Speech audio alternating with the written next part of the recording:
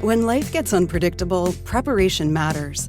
In medicine, it's all about staying alert, ready for whatever comes through the door. On the road, it's no different. That's why Volvo designs vehicles to help anticipate risk, reduce harm, and protect lives. The Volvo XC90's advanced safety systems inspire confident decisions wherever the road takes you. The Volvo XC90, for life. Proud sponsor of the Pit Podcast.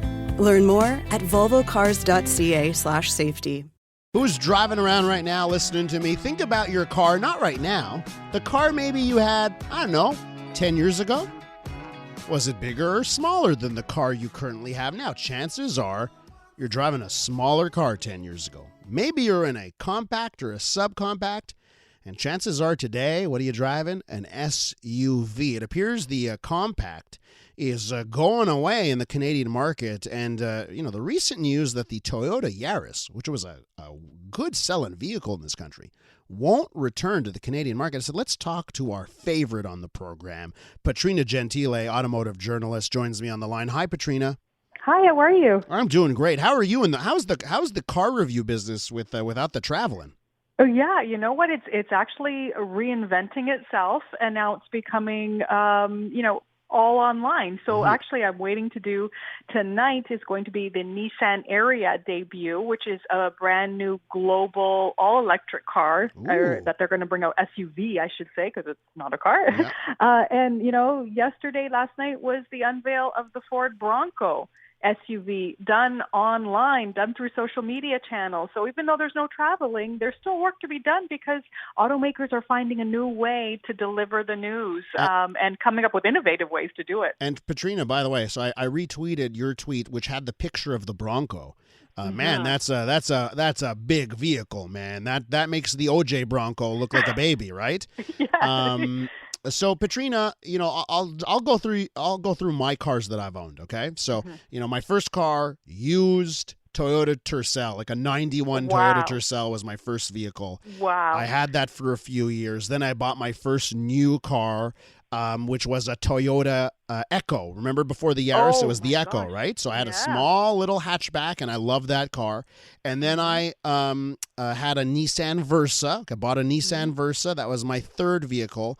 And then 4 years ago, SUV. Okay?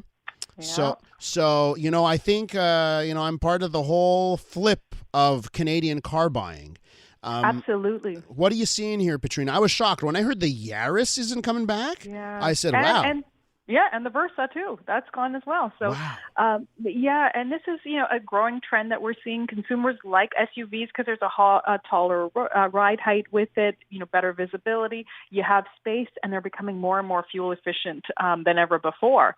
And when you see the trends, like if you look at the Q2 sales for a new car and SUV sales in Canada, they were down dramatically, as we expected with COVID-19. They were down about 45%. And the brunt of that was a drop in passenger cars, which were almost 57%. So that is huge.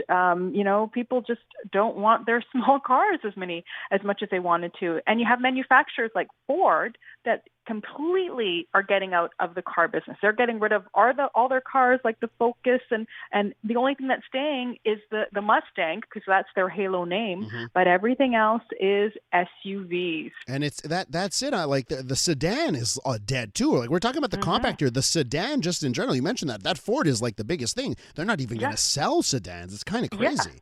And same with the Lincoln brand. Yeah, for sure. We're with Petrina Gentile, automotive journalist. Petrina, I want to read you one text message here from a listener. Karen in West Island says, I drove a small, non-air-conditioned Aveo 10 years ago. And now it's a large Grand Caravan, air-conditioned transport my small family of pets, right? So, here's the thing. Here's the disconnect, Petrina, right? We're all talking about the planet and the environment and that kind of stuff. And, planet be damned, when it comes to buy the vehicle, we're not getting the Yaris anymore. We're getting the Highlander and the CRV and the whatever it is, right? Yes, we are. But you know what we are seeing is, for example, minivans and SUVs that aren't just the gas, but they're hybrids. So, for example, Toyota just unveiled their Sienna minivan. I think your viewer would like this one in particular because this is only going to be available as a hybrid for 2021. Wow, so it'll have, a small gas engine, like a 4-cylinder engine, and it'll be mated to 2 electric motors. And then it has all the conveniences that you could possibly want in a vehicle because it has a refrigerator that you could get that actually freezes stuff so you can have ice cream in there. Wow. It has it has a vacuum cleaner in there, nice for your pets, cleaning up all the fur. And it even has, features like you can kick underneath the side of the sliding doors and they'll open and close automatically. You don't have to grab the grab handle or fiddle with keys. So, you are seeing that trend towards SUVs, but electrification is a big part of that. Toyota is really focusing on wanting to bring 25% of its lineup by 2025 that will be a hybrid. So this is a big trend as we are moving towards those bigger SUVs. They have to be more fuel efficient and better for the environment. Okay, with that in mind, Petrina, and please correct me if I'm wrong, but I have a feeling because I've looked at certain brands, and I feel that, some people, they're getting an SUV, but at the end of the day, they're probably getting a worse car. Because what I'm seeing is like a manufacturer will have an engine and they'll put it in a compact vehicle.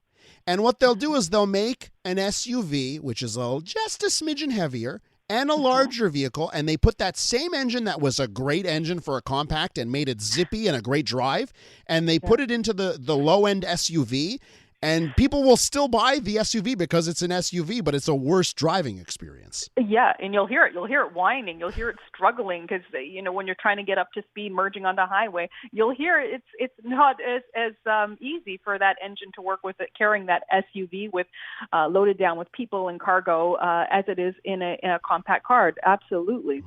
I got another text here, Petrina, with one person. Chaz is writing us, I guess I'm the opposite. My last car was a 2006 Pontiac Wave. My current car is a 2016 Fiat 500. Oh, wow. And they say, now we're going to have to break them some very terrible news because they say, I'm considering getting a smart car for my next vehicle, which isn't on the market anymore, right? No, smart is gone. A Fiat 500 is going to be gone as well. Really? So, I think he's out of luck when he's talking about those small subcompact cars. And you know what? They're great. I found them great for especially in downtown areas like Montreal or Toronto, because they're still so good on gas. You don't need to pay a premium to get an all-electric vehicle for those downtown busy areas. They are great and fuel efficient. They're small. They're easy to park. But unfortunately, I'm with Chaz. But unfortunately, the growing trend is, people aren't buying these types of vehicles, and even buying manual transmission. Those are hard to come by as well now too. Petrina, have we lost our minds here? I'm just gonna say I went to Greece one summer and my rental for the 2 weeks I was there was a Nissan Micra. Okay, and this is an example that Micra has such a great engine for that size, and then you take that same engine, you put it in a larger vehicle, it's not as great.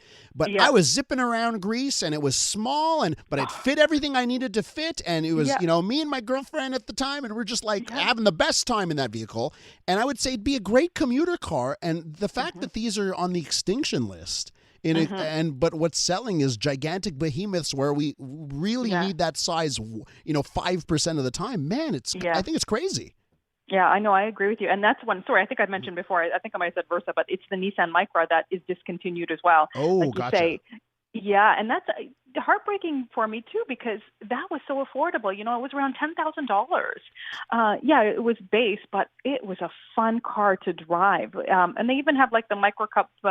It's a racing series in Quebec that features those vehicles. So they are really zippy. You can get it with a manual transmission. Yes, very bare bones, but it was great for just a quick, downtown commute, easy to park, easy to drive. And unfortunately, I think they still have some models that you can buy that are still 2019 leftovers. But it breaks my heart because I do like those small vehicles. Petrina, we got to wrap up here. But, when I drive around, I see the Micra all over the place. And I'm kind of wondering, do you feel that maybe, Quebec although we're following in the same we're following in the same SUV trend, but do you feel like Quebec's been thrown into the Canada, like the brands in Canada are throwing Quebec in with everyone else, and maybe they're abandoning those subcompacts in this market a little too early?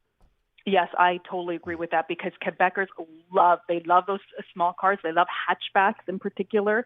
And I think they are just kind of throwing in the towel for everybody, which is unfortunate. Petrina, stay safe on the internets, and let me know more about that Bronco. Boy, it looks like a beast. We'll talk soon. I will.